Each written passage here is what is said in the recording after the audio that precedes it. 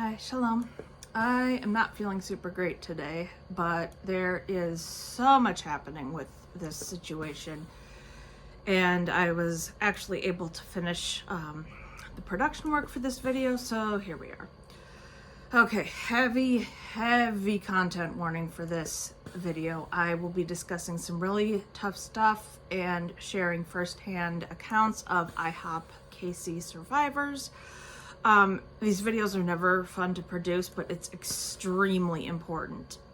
If I was going to hold up a card, I'd pretty much be holding it up for the entire video. So please take care of yourself and please sit this one out if you need to. So in this video, I'm going to be sharing some direct quotes from survivors' stories. One of the most important stories circulating right now is that of a woman going by the pseudonym of Jane Doe. Her story is long and complicated, so I'm going to post the link down below instead of rehashing all of that, because that would make the video even longer. And that'll be in the LinkTree down below. I will address all the other survivors the way they have signed their posts. These are stories that survivors have chosen to share publicly. If anyone hasn't given their real name or wants to remain anonymous, I will be referring to them as anonymous survivor. If IHOP elders or staff are named publicly, I will also name them publicly. And please understand, I'm not doing this to get revenge or anything. I firmly believe that crime should equal appropriate accountability at the very least. In this case, I would love to see crime equal time, but at the very least, it's going to mean that I use names and hold people accountable. Hey, if you don't want people airing your dirty laundry, not getting it dirty in the first place was a viable option. I'm just saying. If an anonymous survivor specifies their gender, I will as well. I feel like that's relevant because of the rigid gender expectations in this world. Referring to the traditional male-female binary is in that context and does not reflect my own views on gender expression. I am going to start with a powerful quote by former member Austin Roberts. He has shared his full story on the Heaven Bent podcast, which I will link down below. If anyone else I mentioned has done a podcast review, I will post that info as well. Quote from Austin Roberts. At least half a dozen, way likely more, women say Bickle grabbed them by the throat, beginning to choke them. I bet this was witnessed by every leader at IHOP-KC who did nothing about it, and likely hundreds of other people. Don't tell me that is a church. This is a cult. Quote from Rebecca Adkins Golart. He held me there for 30 seconds or so while talking and laughing with his secretary gal. I always thought that was so strange, and I was pretty embarrassed. But it was Mike. He's a nice guy, right? Quote from Stephen Anthony.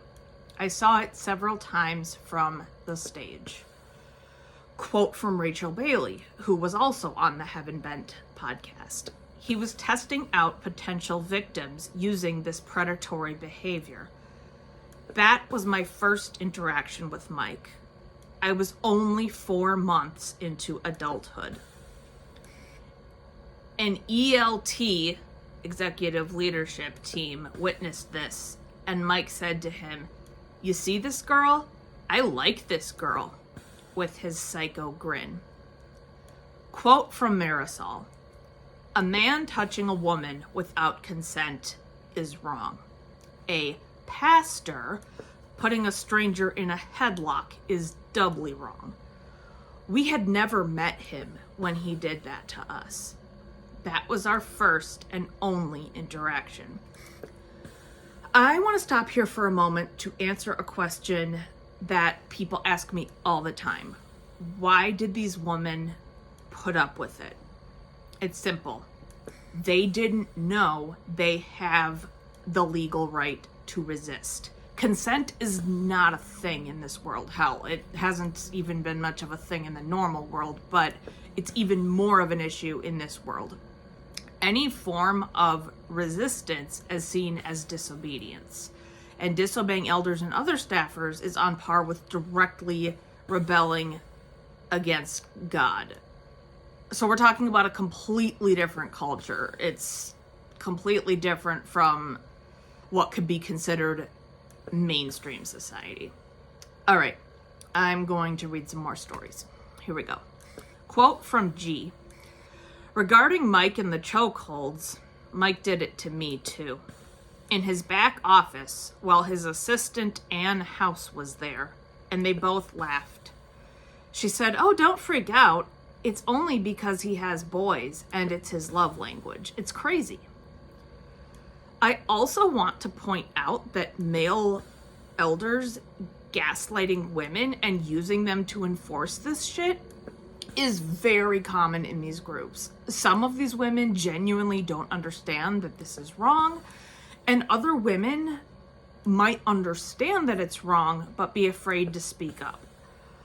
I fought like hell when I learned the full extent of what my group was doing. As said, I didn't grow up this way, so I rejected a lot of the ideology. And let me tell you, that was not a small thing.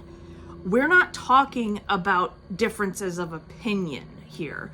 In the elders' view, questioning things is basically what regular people would think of as committing high treason. So it's a major, major deal. Quote from Gabrielle. I read the article you posted about Mike Bickle choking a girl's neck. Now, all of a sudden, it all makes sense to me. He was also choking the back of my neck in a picture I took with him on June 17th, 2017. I just thought how weird, like why would he choke the back of my neck when taking photos? Now I know it was part of his habitually sexually abusive behaviors. All right, I am going to end this video here. If you have shared your story publicly in some form, thank you. From the bottom of my heart, thank you. You are helping us push for criminal prosecution, and this could set a huge precedent. There are so many stories out there, and there's no way I can recount every single one. But I did decide that I also want to make a few videos recounting stories from other minorities at IHOP-KC who were mistreated while they were there. There are stories from queer people, neurodivergent people, etc. These stories need to be told, and that's one of many aspects of the whole thing that I want to cover. If you or someone you know is an IHOP-KC survivor, I highly encourage you to reach out to Boz Law. They are an advocacy law firm, and they are already representing several survivors. Their website is in my LinkTree down below. If you are a survivor and would like me to share your story, please reach out to me. I can be reached via email, and I'm also on Facebook and Instagram. You can message me anytime, and you can always remain anonymous or use a pseudonym if you prefer. All right.